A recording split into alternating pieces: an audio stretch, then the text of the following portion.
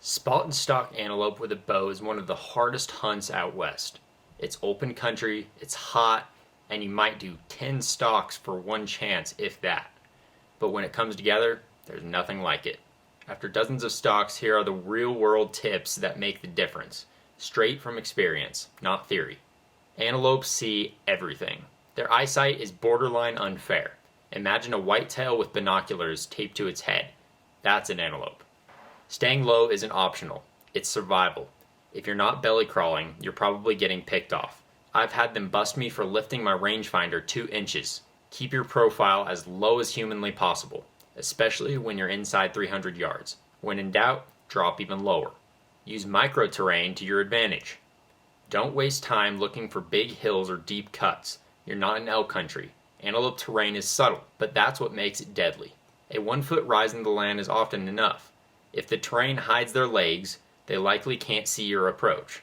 Train your eyes to read those small folds and use every inch to your advantage. Bed them or catch them behind a rise. Bedded is the dream scenario. If you can glass one bed down in a stalkable position, that's your chance. But it doesn't always work out that way.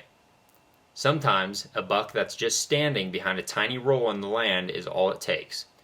If he's out of sight and not feeding or moving away, go. It doesn't have to be perfect. Some of my cleanest stalks happened when a buck was still on his feet but just behind a swell. Rangefinder tip, quick but clutch. If you're ranging through tall grass and it keeps picking up brush, try flipping your rangefinder upside down. This way, the laser that actually calculates the distance between you and that animal is above the grass. It cuts through way better that way. A small trick, but it works when you need it most. Wind. Not a deal breaker. I've hunted elk and mule deer where a bad wind means game over. But with antelope, they don't rely on scent the same way.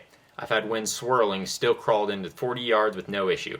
Not saying scent control doesn't matter, but don't let a shifting wind ruin your confidence. Focus more on visibility and movement. They're watching, not sniffing. Don't rush the final crawl.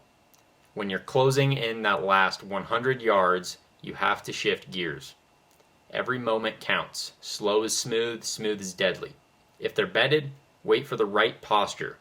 When their head drops, or they're chewing, or looking away, that's your cue. One slow step at a time. Time your stalks with shadows. Midday stalks are brutal. Heat, glare, and no shadows. Morning and evening are prime. Use the shadows like cover. They hide movement and let you blend into that ground. If you can, stalk with the sun at your back. It messes with their vision and gives you a big edge. Keep your gear tight and silent. Loose gear will end your stalk before it begins.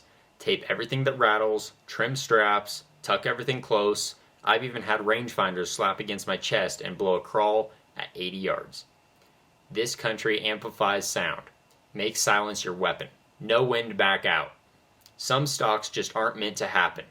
Maybe the terrain's wrong, the angle's off, or he beds in the open. Don't force it.